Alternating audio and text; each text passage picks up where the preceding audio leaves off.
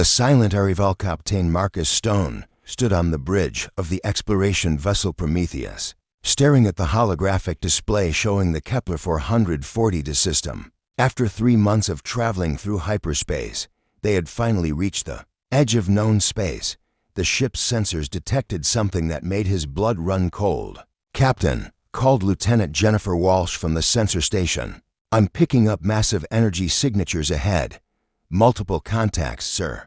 Stone walked over to examine the readings. The display showed dozens of ships arranged in a defensive formation around the fourth planet. These weren't human vessels. The energy signatures were completely alien, unlike anything in their databases. "How many ships are we looking at?" Stone asked. 47 confirmed contacts, sir. "They're big, possibly twice the size of our heavy cruisers," Walsh replied, her voice tense. Chief Engineer Ryan Torres looked up from his station. "Captain, if those are warships, we're severely outgunned.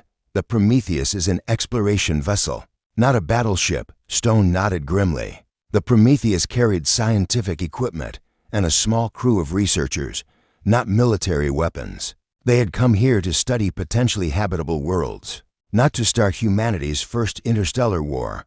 "Sir," interrupted communications officer David Park, "we're receiving a transmission. It's not in any human language, but our computers are trying to translate." The main screen flickered to life, showing a reptilian face with golden eyes and scales that seemed to shift color in the light. The creature spoke in a series of clicks and hisses that the computer slowly translated into text. "Unknown vessel. You have entered Vorthic territory without permission. State your intentions or be destroyed." Stone felt his heart racing. This was it, humanity's first contact with an alien civilization. The moment that would change everything. He straightened his uniform and stepped forward. "Open a channel," he ordered. The alien's image appeared on screen, studying Stone with obvious curiosity. The creature's head tilted slightly, and Stone could see intelligence behind those golden eyes. "I am Captain Marcus Stone of the Earth vessel Prometheus. We come in peace, seeking knowledge and friendship among the stars. We mean no harm to your people." The alien's expression didn't change, but there was a long pause before it responded. "Earth, we have no record of this world. You are far from home, Captain Stone. I am War Leader Zephyx of the Vorthic Dominion. Your ship is small and alone. Why do you travel so far from your territory?" Stone chose his words carefully. "We are explorers, War Leader Zephyx. My people have only recently developed the technology to travel between stars. This is our first journey beyond our home system." Zephyx's eyes narrowed. "First journey? You claim to be a young species, yet your ship uses hyperspace technology that took our civilization centuries to develop. How is this possible?" Torres whispered urgently. "Captain, I'm detecting weapons charging on several of their ships. They're preparing to fire." Stone's mind raced. How could he explain humanity's rapid technological advancement without revealing their true capabilities? The truth was that humans had developed faster than light travel in just 50 years, something that apparently took other species much longer. "War Leader, we are indeed young to the stars, but we are eager to learn. Perhaps we could discuss this peacefully. I'm sure our species could benefit from cultural exchange." Zephyx made a sound that might have been laughter. "Cultural exchange? You speak of peace while your ship carries weapons I cannot identify. Our sensors detect energy signatures that are unusual." Stone glanced at Torres, who shook his head slightly. The Prometheus wasn't armed with traditional weapons, but it did carry experimental shield generators and a prototype fusion engine that might appear threatening to alien sensors. "I assure you, War Leader, we carry no weapons of war. We are scientists and explorers, nothing more." The alien leader's expression grew more serious. "Captain Stone, in my experience, species that develop space travel quickly usually do so out of necessity. What drives your people to the stars? What are you running from?" The question caught Stone off guard. The truth was complicated. Humanity had reached for the stars driven by curiosity, ambition, and perhaps a desire to ensure their species' survival. But how could he explain that to an alien who clearly viewed rapid advancement with suspicion? We reach for the stars because it is our nature, Stone said finally. We explore because we must understand what lies beyond our world. It is what makes us human. Zephyx stared at him for a long moment, then made a gesture to someone off-screen. Very well, Captain Stone. You will follow our escort ships to the planet below. You will submit to questioning and inspection. If you are truly peaceful, you have nothing to fear. The transmission ended, leaving the bridge in tense silence. Stone looked around at his crew, good people who had volunteered for this mission, to push the boundaries of human knowledge. Now they might be walking into a trap. Orders, sir, Walsh asked quietly. Stone took a deep breath. We follow them down, but everyone stays alert. If this goes wrong, we need to be ready to get word back to Earth about what we've found out here. As the Prometheus followed the alien escort ships toward the planet, Stone couldn't shake the feeling that this moment would be remembered as the beginning of something much larger than a simple first contact. The galaxy was about to learn what humanity was capable of, and he wasn't sure anyone was ready for that revelation. The questioning landing bay of the Vorthix station was massive, easily large enough to hold a dozen ships the size of the Prometheus. As Captain Stone and his small diplomatic team walked down the ramp, they were surrounded by alien guards carrying weapons that hummed with energy.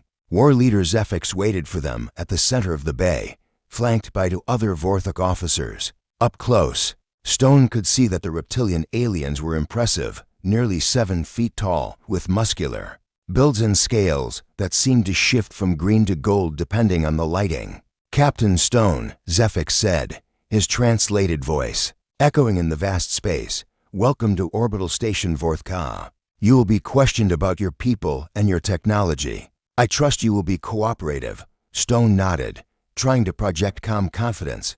Of course. War Leader, we have nothing to hide.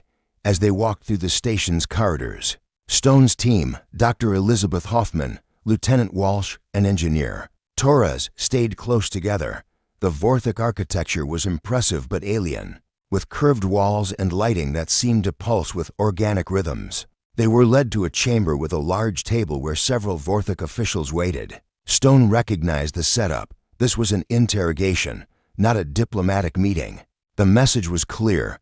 Humanity was not being welcomed as equals. Sit. Commanded a Vorthix with silver scales and numerous battle scars. I am High Inquisitor. Krexith, you will answer our questions truthfully or face the consequences. Dr. Hoffman leaned forward. High Inquisitor, we came here seeking peaceful contact. Surely we can discuss this as civilized beings? Krexith's golden eyes fixed on her. Civilized? Your species appears in our territory with technology that should not exist. And you speak of civilization. Tell me, Doctor, how long has your species been capable of space travel? Approximately 50 years since our first moon landing. 12 years since we developed faster-than-light travel, Hoffman replied honestly. The room fell silent. Several Vorthix exchanged glances, and Stone could see confusion and suspicion in their expressions. Impossible, Krexith said finally. It took our species 300 years to develop hyperspace capability after achieving space flight. The Zolani required for 100 years, the Morphic nearly 500. Yet you claim to have done it in 12. Torres spoke up. Our species tends to develop technology rapidly when faced with challenges. We're natural problem solvers. Natural problem solvers, Zephyx repeated slowly. Captain Stone, show us your ship's technical specifications. We wish to understand. This rapid development, Stone hesitated. The Prometheus incorporated several breakthrough technologies that Earth's scientists had developed. Through a combination of theoretical physics and what some called impossible engineering. Revealing too much could give away humanity's true capabilities, War Leader. Surely you understand that some technical information must remain confidential. We're willing to share general principles, but not detailed specifications. Krexith slammed his clawed hand on the table. You are in no position to make demands. Your single ship faces our entire fleet. You will cooperate or what? Stone interrupted, surprising himself with his boldness. You'll destroy us? That would hardly be the action of a civilized species, would it? The tension in the room was palpable. The Vorthik officials whispered among themselves in their native language, which the translators couldn't process fast enough to follow. Dr. Hoffman tried to defuse the situation. Perhaps we could arrange a cultural exchange. Our scientists could work with yours, sharing knowledge that benefits both species. Zephyx sat back down slowly. You've been studying our technology since you arrived. We've been studying everything, Stone admitted. Your ship designs, your energy signatures, your communication protocols. It's what we do. We observe. We learn. We adapt. For the first time since their arrival, the Vorthik looked uncertain. Krexith whispered something to Zephyx, who nodded grimly. Captain Stone, Zephyx said finally, I think it's time we had a different kind of conversation. The Revelation War leader Zephyx led the human delegation to a different chamber, one with floor-to-ceiling windows overlooking the space around the station. Through the transparent walls, they could see the Vorthik fleet arranged in defensive positions, their ships bristling with weapons. Captain Stone, Zephyx began, his tone more respectful than before. Your demonstration has raised concerns among my staff. Perhaps you could explain exactly what your people are capable of? Stone exchanged glances with his team. They had crossed a line, revealing capabilities that were supposed to remain secret. But Tors's demonstration had changed the dynamic of the negotiation completely. War leader, we're explorers and scientists, but we're also survivors. Our species has faced many challenges on our home world, and we've learned to adapt quickly to new situations. Dr. Hoffman stepped forward. If I may, War leader, your surprise at our technological development suggests that most species follow a similar pattern of advancement. Is that correct? Zephyx nodded slowly. In our experience, yes. Species typically require centuries to develop the fundamental technologies needed for interstellar travel. Those that develop too quickly usually do so because they're fleeing some existential threat, or, Torres interjected, because they're naturally gifted at solving complex problems. High Inquisitor Krexith, who had remained silent since Tors's demonstration, finally spoke. Show us your ship's engine room. We want to understand how you achieve faster-than-light travel. Stone hesitated. The Prometheus used a prototype fusion quantum drive that Earth's scientists had developed by combining theoretical physics with advanced materials science. It was decades ahead of anything they'd encountered in Vorthik technology. That's not possible, High Inquisitor. Our engine technology is classified. Everything is classified with you humans. Krexith snapped. You arrive with impossible technology, demonstrate capabilities that shouldn't exist, and then refuse to explain yourselves. How are we supposed to trust beings who hide their true nature? Lieutenant Walsh stepped forward. High Inquisitor, with respect, we've been here for 3 hours and you've already threatened to destroy us twice. Perhaps the question isn't whether you can trust us, but whether we can trust you. The tension in the room spiked again, but Zephyx raised a clawed hand for silence. Lieutenant Walsh raises a valid point. We have not been diplomatic in our approach. He turned to Stone. Captain, let me be direct. The Vorthik Dominion has encountered 43 different species in our expansion across this region of the galaxy. Of those, only 7 developed space travel independently. The rest were encouraged to remain on their home worlds. Encouraged? Dr. Hoffman asked. Prevented, Krexith corrected bluntly. Species that develop too rapidly often become threats to galactic stability. We've learned that it's better to limit expansion than to risk interstellar war. Stone felt the pieces clicking together. You're saying you actively suppress technological development in other species. We maintain order. Zephyx replied. The galaxy is vast, but resources are limited. Uncontrolled expansion leads to conflict, and conflict leads to suffering. Torres laughed bitterly. So you've appointed yourselves as the galaxy's guardians? Who gave you that authority? Strength gave us that authority, Krexith said coldly. We are the most advanced species in this region. We have the largest fleet, the most powerful weapons, the most sophisticated technology. With that power comes responsibility. The responsibility to oppress other species, Walsh asked. The responsibility to prevent chaos, Zephyx corrected. Captain Stone, you claim your people are peaceful explorers, but your technology suggests otherwise. Your ship's fusion signature is unlike anything we've encountered. Your computing systems are decades ahead of ours. Your materials sciences, troubling. Stone realized they were at a crossroads. The Vorthik were trying to decide whether humanity posed a threat to their carefully controlled galactic order. The wrong answer here could mean war. War leader. Our advanced technology comes from necessity, not aggression. We developed fusion power because our world was running out of energy sources. We created advanced computing systems because we needed to solve complex problems quickly. We developed new materials because space travel requires them, and faster than light travel. Krexith asked, "What necessity drove that development?" Dr. Hoffman answered, "Curiosity. The fundamental human drive to explore, to understand, to push beyond known boundaries. We reached for the stars because they were there, not because we were fleeing anything." Zephyx and Krexith exchanged a long look. Finally, Zephyx spoke. "Captain, we've been monitoring your ship's communications since you arrived. We know you've been transmitting data back to your home world. What have you told them about us?" Stone's blood ran cold. If the Vorthik had been intercepting their communications, they knew about Earth's defensive preparations, about the research stations being built in the outer solar system, about humanity's rapid expansion into nearby star systems. "We've reported our first contact with your species," Stone said carefully. "We've informed them that we've encountered an advanced civilization with impressive technology and military capabilities." "And what was their response?" Krexith demanded. "Lieutenant," Walsh answered before Stone could stop her, "they're sending additional ships to establish diplomatic relations." The silence that followed was deafening. Zephyx slowly stood up, his golden eyes fixed on Stone. "How many ships, Captain?" Stone realized there was no point in lying anymore. 12 ships. "War leader, a diplomatic fleet with escorts." 12 ships, Zephyx repeated softly.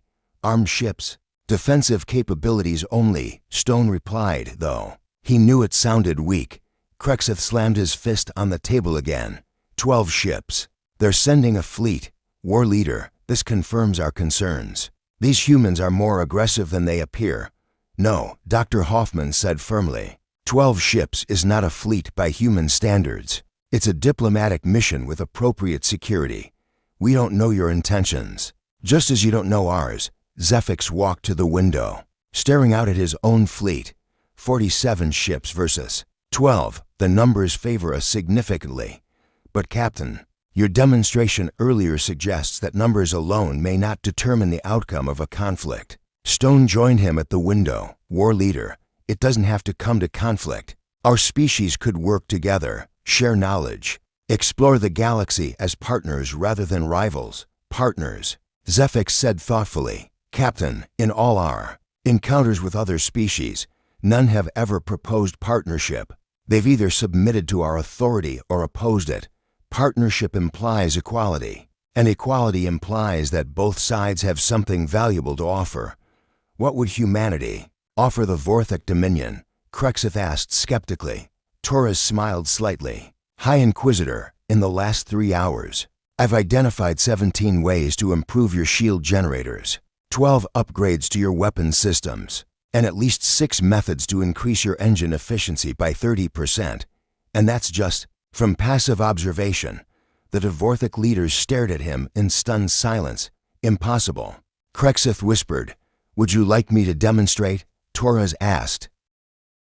The Testwar leader Zephyx stood in the engineering section of his flagship, the Vorth destroyer Craxes, watching in fascination as Chief Engineer Torres worked on one of their shield generators. The human had been at it for 2 hours, and the Vorthik engineers were alternating between amazement and professional jealousy.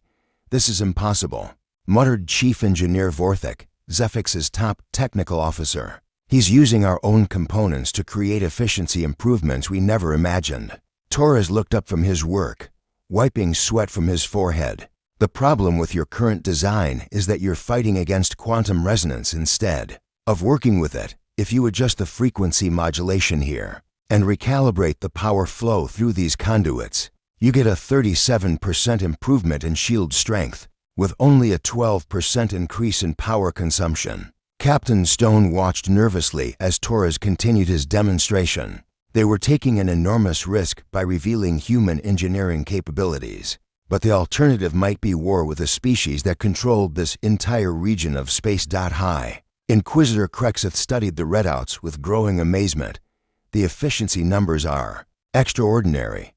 How did you identify these improvements so quickly? Pattern recognition. Dr. Hoffman explained. Human brains are exceptionally good at seeing connections that others miss. We look at your technology and immediately see ways to optimize it. Because we approach problems differently.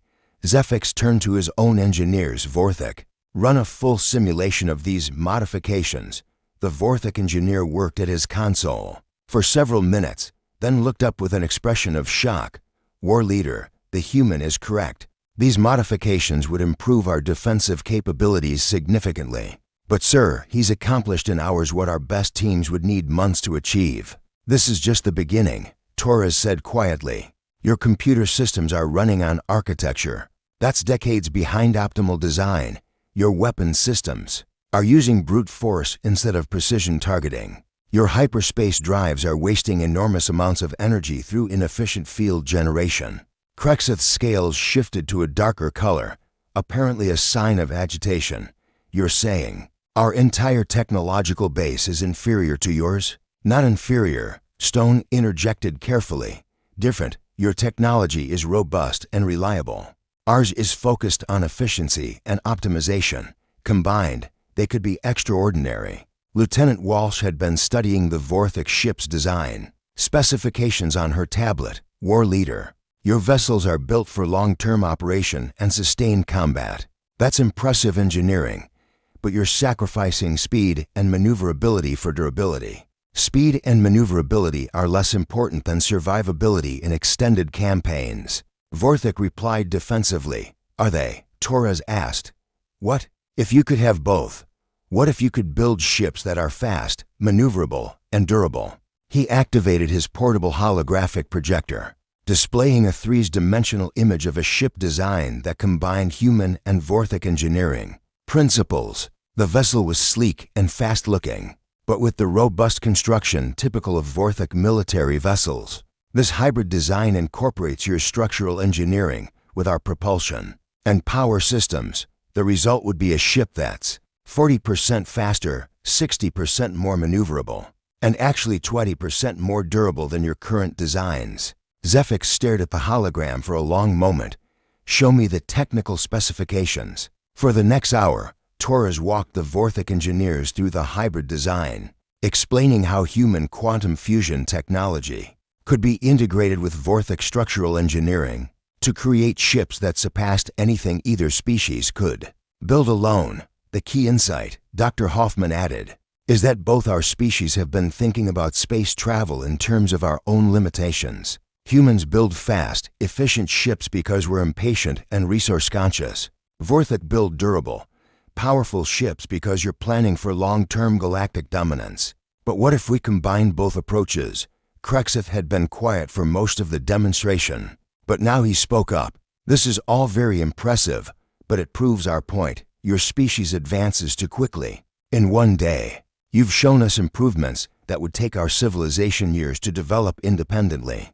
That kind of rapid advancement is destabilizing, only if you view it as a threat, Stone replied. High Inquisitor, what if rapid advancement could benefit everyone? What if instead of suppressing technological development, the galaxy embraced it? Chaos, Krexith said firmly. Rapid change leads to instability. Instability leads to conflict. We've seen it happen before.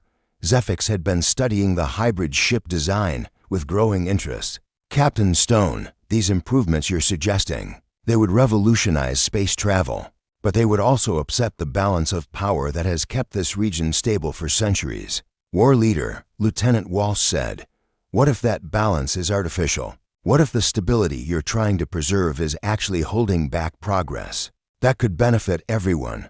Progress toward what? Vorthik asked. What is the goal of all this advancement? Dr. Hoffman smiled. Knowledge, understanding, the ability to explore further, to solve bigger problems. to answer the fundamental questions about the universe. High Inquisitor, doesn't your species have dreams of exploration, of discovery? We explore to expand our territory and secure resources. Crexith replied, not to satisfy curiosity, but that's exactly the difference, Torres said excitedly. We explore because we want to understand. You explore because you want to control. What if we could combine both motivations, explore to understand and to build something better? Zephix walked over to a viewport, looking out at the space around them. Captain Stone, your 12 ships will arrive here in approximately 6 days. When they do, I will have to make a decision about humanity's future in this galaxy. Your demonstrations today have been illuminating, but they have also confirmed that your species represents a significant change to the existing order. Change doesn't have to mean destruction. Stone said, War Leader, imagine what our species could accomplish together. Your organizational skills and long-term thinking combined with our technological innovation and problem-solving abilities, we could explore the galaxy as partners, sharing knowledge and resources. Or, Crexith added grimly, your rapid advancement could destabilize the entire region. Other species might demand the same technologies you've shown us. Client species might rebel against their protectors. The careful balance we've maintained could collapse. Torres closed his holographic projector and looked directly at Crexith. High Inquisitor, with respect, maybe it's time for that balance to change. Maybe the galaxy is ready for something better than a system based on technological suppression and forced submission. The chamber fell silent except for the hum of the ship's systems. Zephix continued staring out at the stars, while Crexith studied the humans with obvious suspicion. Finally, Zephix spoke. Captain Stone, I want to conduct one more test before your fleet arrives. I want to see how your people perform under pressure. Are you willing to participate in a simulation? What kind of simulation? Stone asked cautiously. A tactical scenario. Your ship against one of ours in a controlled combat exercise. No real weapons, but full sensor readings and tactical analysis. I want to understand not just your technology, but how you use it. Stone looked at his team.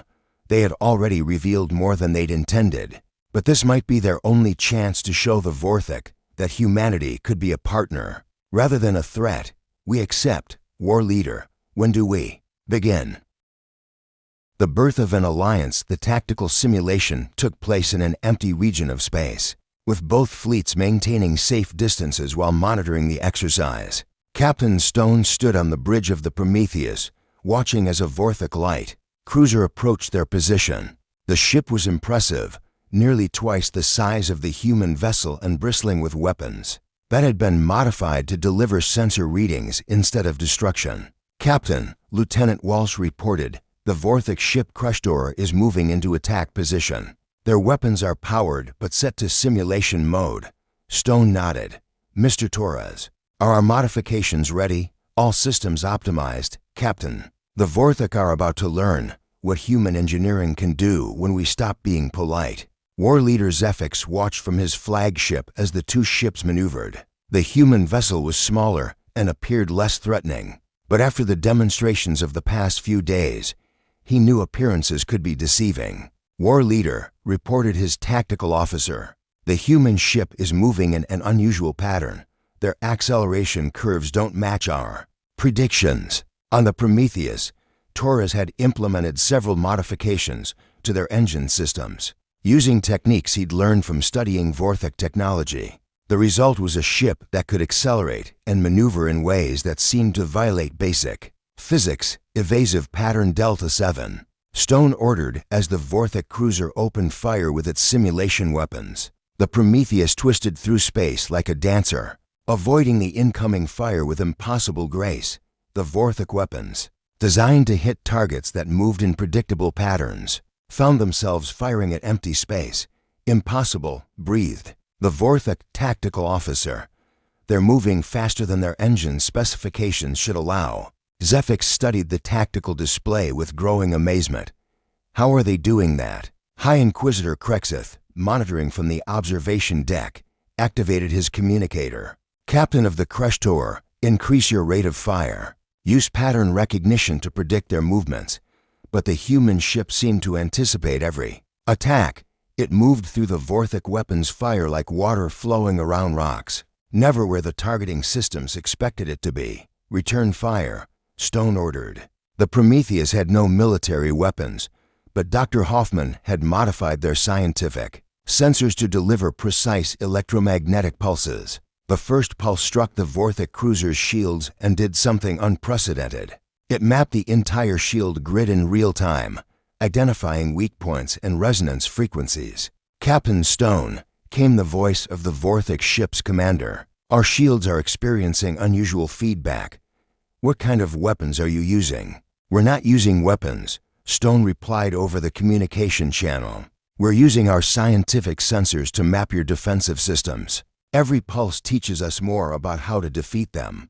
The second pulse struck the Vorthic ship with surgical precision, targeting the exact frequencies that would cause maximum shield disruption. The simulation registered a direct hit that would have disabled the cruiser's primary defensive systems. Simulation ended. Zephyx announced. Both ships returned to formation. As the two vessels moved apart, the Prometheus had demonstrated something that shocked the entire Vorthic fleet.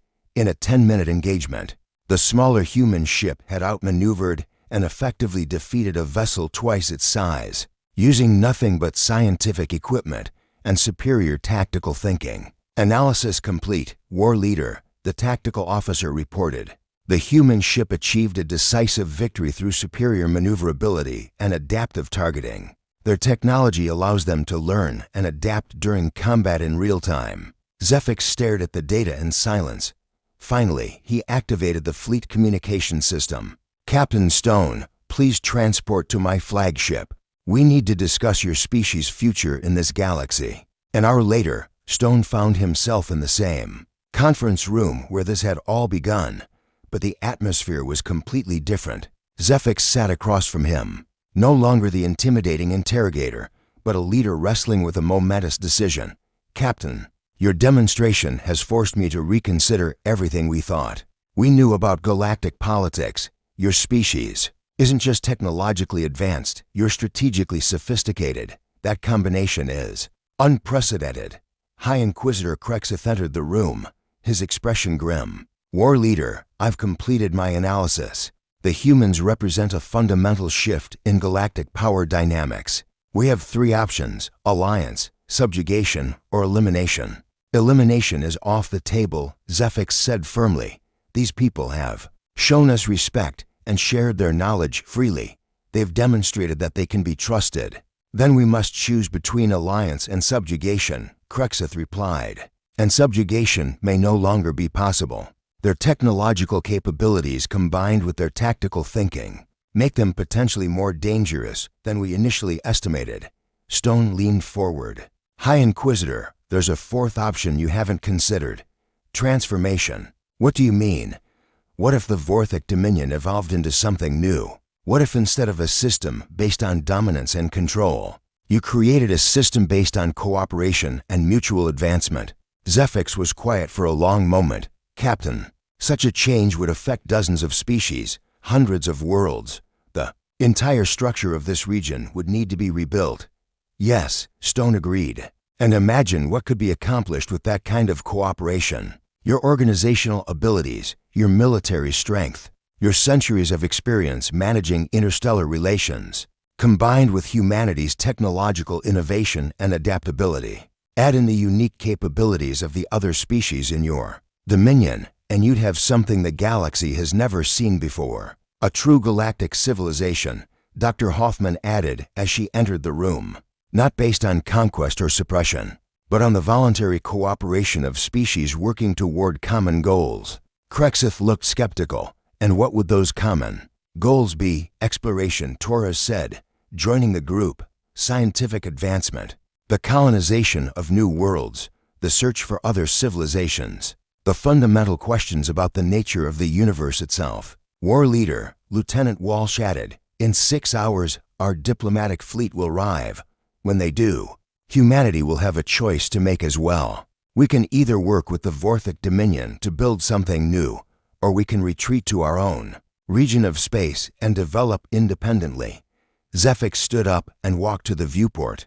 Captain Stone, if we choose alliance, what would you propose? Stone had been thinking about this moment since the simulation ended. A joint council with representatives from all species, shared technology development programs, cooperative exploration missions, gradual integration of military forces for mutual defense, and most importantly, a commitment to helping other species advance rather than holding them back.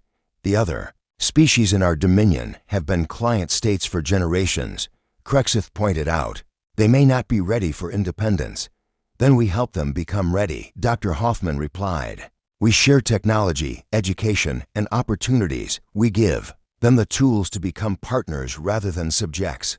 Zephyx turned back to the group. Such a transformation would take decades, possibly centuries. It would require unprecedented cooperation and trust between species that have never been equals. War leader, Stone said quietly, 6 months ago, humanity was alone in the universe. Today, we're discussing the transformation of galactic civilization. Change happens faster than we expect when people are willing to embrace it. A communication officer entered the room. War leader, the human diplomatic fleet has arrived. 12 ships, requesting permission to approach. Zephyx looked at Stone. Captain, the moment has come. Are your people ready?